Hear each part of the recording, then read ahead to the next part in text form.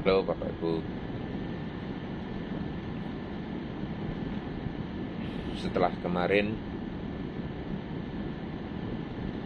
saya membahas mengenai batu putih dan mana tersembunyi, buah berkat di dalam kitab Wahyu yang dijanjikan Tuhan kepada jemaat Pergamus. Maka kali ini saya akan bahas mengenai bintang fajar, pakaian putih, dan kitab kehidupan. Juga berkat yang dijanjikan Tuhan di dalam suratnya kepada 7 jemaat di Asia Kecil ya.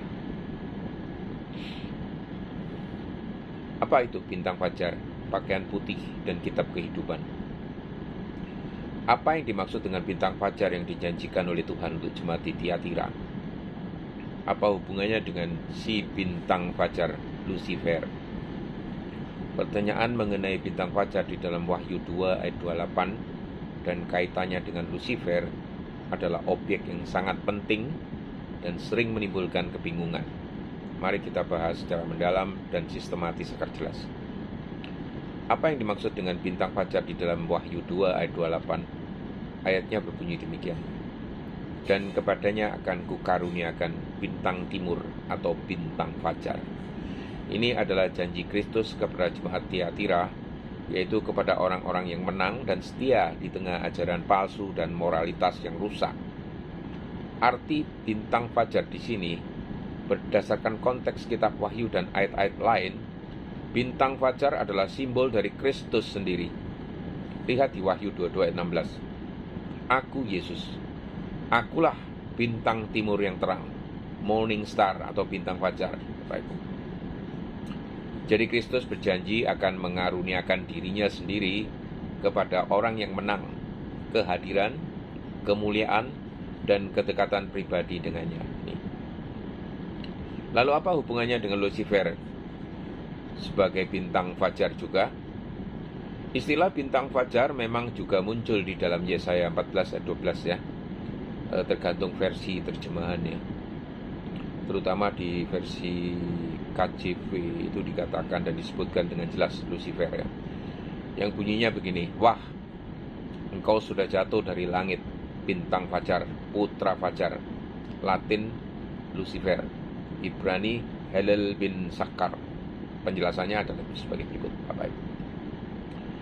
Di dalam Yesaya 14 ayat 12 itu adalah sindiran terhadap Raja Babel yang sombong namun dijatuhkan. Nama Lucifer berasal dari terjemahan Latin Vulgata yang artinya pembawa terang. Lux, terang, vere, membawa. Di kemudian hari, gereja mula-mula menafsirkan ini sebagai gambaran dari kejatuhan iblis. Namun penting dicatat, Lucifer bukanlah nama pribadi iblis di dalam teks asli Ibrani ya Bapak Ibu ya. Penggunaan bintang fajar di dalam Yesaya adalah ironi, menggambarkan kejatuhan makhluk yang mengklaim kemuliaan tetapi diturunkan ke neraka. Jadi apakah bintang fajar Kristus dan bintang fajar Lucifer adalah sama? Tidak jelas. Mereka sama hanya secara istilah metaforis ya, tetapi berlawanan secara makna dan tujuan.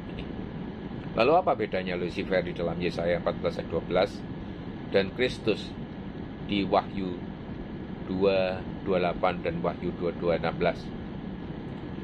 Dari aspek konteks ya.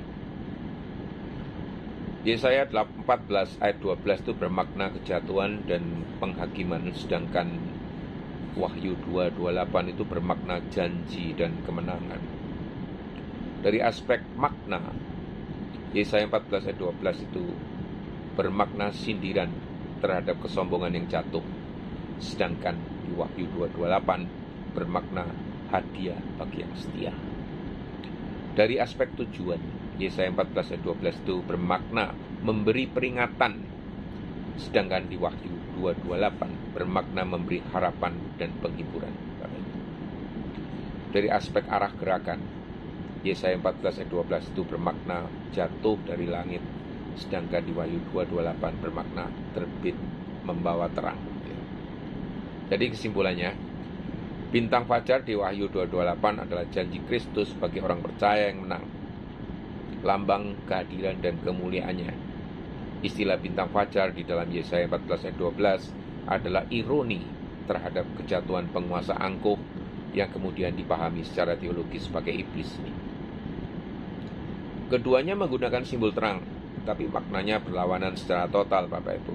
Kristus adalah terang sejati yang terbit, Lucifer adalah terang palsu yang jatuh. Nah, apa sebenarnya pakaian putih dan kitab kehidupan yang dibicarakan di dalam konteks berkat Tuhan kepada jemaat Sardis di Asia Kecil? Pertanyaan tentang pakaian putih dan kitab kehidupan di dalam konteks jemaat Sardis, yaitu di Wahyu 3 ayat 1-6, ini sangat penting ya Bapak Ibu, karena dua simbol ini mengandung makna teologis mendalam tentang keselamatan, kekudusan, dan pengakuan oleh Kristus ini. Yesus menegur jemaat Sardis karena mereka memiliki reputasi hidup tetapi sebenarnya mati, ya, Wahyu 3 ayat 1. Namun ada beberapa orang yang tetap setia dan murni. Wahyu 3 ayat 4. Tetapi di Sardis ada beberapa orang yang tidak mencemarkan pakaiannya. Mereka akan berjalan dengan aku di dalam pakaian putih karena mereka layak untuk itu. Wahyu 3 ayat 5. Orang yang menang akan dikenakan pakaian putih. Aku tidak akan menghapus namanya dari kitab kehidupan, melainkan aku akan mengakui namanya di hadapan Bapakku. Apa pakaian putih itu? Simbolisme. Simbolisme apa? Kesucian dan kebenaran di hadapan Allah. Kemenangan rohani atas dosa dan pencemaran dunia. Pakaian orang kudus, yaitu mereka yang ditebus dan dimurnikan. Di dalam Wahyu 7 ayat 14 misalnya ya, mereka tidak mencuci jubah mereka dan membuatnya putih di dalam darah anak domba. Di dalam Wahyu 19 ayat 8, kain lenan halus itu adalah perbuatan-perbuatan benar dari orang-orang kudus. Jadi pakaian putih adalah simbol dari kehidupan yang disucikan, diperkenan Allah, dan berkenan kepada Kristus. Di Sardis, pakaian ini dikaitkan dengan mereka yang tidak mencemarkan diri, artinya tetap setia di tengah kemerosotan rohani jemaat. Itu. Apa itu kitab kehidupan? Konsep tentang kehidupan adalah kitab surgawi yang berisi nama-nama yang orang yang diselamatkan. Ini ya, digambarkan sebagai catatan Allah yang tentang umatnya yang menerima hidup kekal. Contoh lain, Keluaran 32 ayat 32-33 ya. Musa berkata, hapuslah namaku dari kitabmu. Lalu Tuhan menjawab bahwa hanya orang yang berdosa yang akan dihapus. Lukas 10 ayat 20. Bersukacitalah karena namamu ada terdaftar di sorga.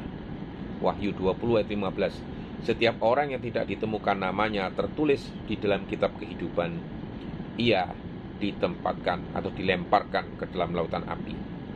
Di dalam Wahyu 3 ayat 5, janji Kristus, aku tidak akan menghapus namanya dari kitab kehidupan. Artinya, jaminan keselamatan bagi yang menang dan tetap setia sampai akhir. Jadi apa hubungannya antara pakaian putih dan kitab kehidupan? Pakaian putih adalah simbol kekudusan dan kesetiaan. Kitab kehidupan adalah simbol status kekal dan pengakuan di hadapan Allah. Pakaian putih dikenakan oleh mereka yang menang dan tidak mencemarkan diri. Kitab kehidupan tertulis nama-nama orang yang diselamatkan tercatat di dalamnya. Pakaian putih melambangkan kehidupan baru di dalam Kristus. Kitab kehidupan melambangkan bagian dalam kerajaan kekal ini. Keduanya merujuk pada anugerah dan respon iman ya. Pakaian putih adalah hidup yang disucikan dan berbuah. Kitab kehidupan adalah jaminan akhir dari keselamatan yang tetap terpelihara ini. Kesimpulannya, pakaian putih adalah simbol kekudusan, kesetiaan, dan kemenangan. Kitab kehidupan adalah catatan surgawi tentang mereka yang menerima keselamatan kekal. Di dalam konteks jemaat Sardis, Kristus sedang memanggil umatnya untuk bangkit di kematian rohani, mempertahankan kekudusan mereka agar mereka diterima, dikenakan pakaian putih, dan namanya tidak dihapus di kitab kehidupan. Sekian Bapak Ibu, terima kasih.